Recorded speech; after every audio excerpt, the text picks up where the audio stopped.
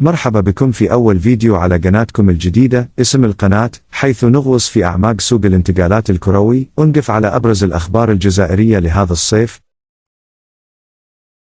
أولا، محمد الأمين عموري إلى بنفيكا. بدأت الصحف البرتغالية وعلى رأسها صحيفة ريكورد المعروفة بتغطيتها الجادة بنشر تقارير قوية تفيد أن نادي بنفيكا مهتم فعلا بالتعاقد مع محمد الأمين عموري نجم فولفسبورغ الألماني بعد موسم استثنائي سجل فيه 10 أهداف وأضاف 12 تمريرة حاسمة خلال 34 مباراة. لا يبدو أن المسألة مجرد اهتمام، بل هناك ضغط فعلي من النادي على فولفسبورغ من أجل إحراز الصفقة. القيمة المالية المتداولة حوالي 35 مليون يورو، رغم أن فولفسبورغ يطالب ب40 مليون يورو.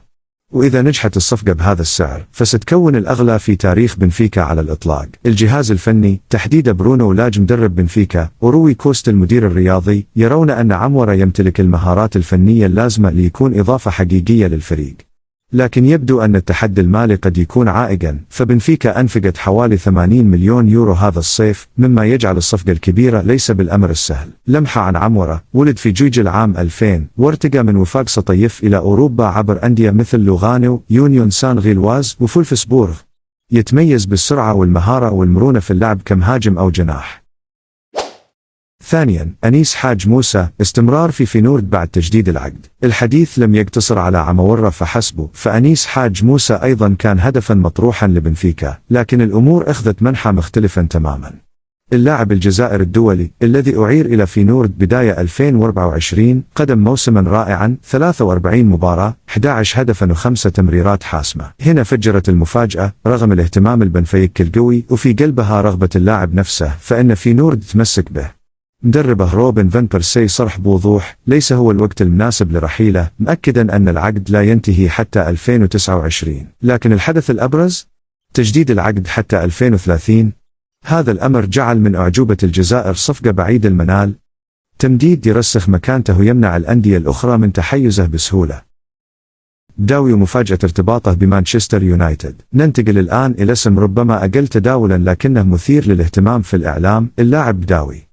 هناك أخبار تربطه برغبة مانشستر يونايتد في التعاقد معه، خصوصا أن مالك النادي السابق لنادين هو نفس الشخص المرتبط بهذا التحرك، أو على الأقل هذه نقلة إعلامية تأكد الرابط الاقتصادي، ما إضاف إلهاما خاصا لكرة القدم الجزائرية.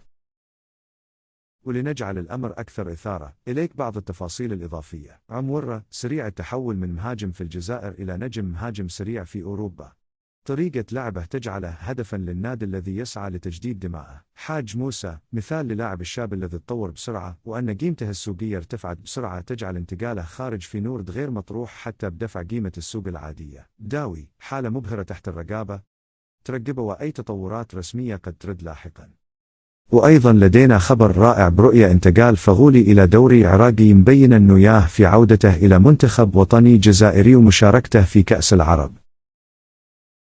وأيضا لدينا خبر هو الذي كان صدمة على قنوة جزائرية وخاصة وليد صادي، وهو انتقال بتكوفيتش إلى بولندا. وفقا لصحف بولندية تحركت إدارة بولندا لتواصل مع بتكوفيتش وتريد خطفه من الجزائر من رغم عقده. لهذا تحرك كذلك ثاني وليد صادي لتمديد عقده إلى غاية 2026، ولكن ليس بشيء موثوق. وفي الختام، أنتم جمهورنا وقلوبكم للرياضة، ما رأيكم؟ أي صفقة ترون أنها الأكثر تأثيرا؟ ولماذا؟ اتركوا تعليقاتكم وسنقرأها في الفيديو القادم.